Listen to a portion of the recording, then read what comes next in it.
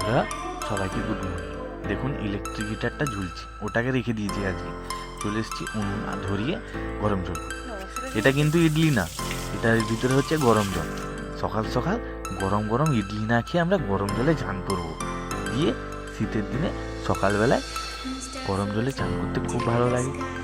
দেখুন, এই জন্য সুজাতা বসে গেছে উনুন জ্বালিয়ে হাত গরম করতে। হাত গরমও হচ্ছে, দিয়ে জলও গরম হচ্ছে, ফলে সকাল সকাল গরম জলে চানও হবে, একটু ভালোও লাগছে।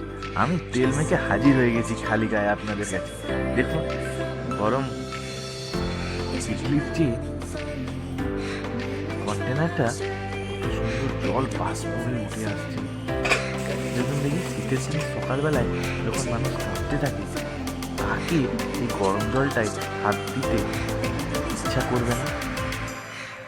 আমি গরম জলটা বালতিতে নিয়ে নিই, চান করবো এবার। আরেকটু লিলি, জানেন তো, গরম গরম বেশি হলে ভালো লাগবে চান করতে। দিয়ে আবার রেখে দিলাম। কি সুন্দর আরাম লাগছে।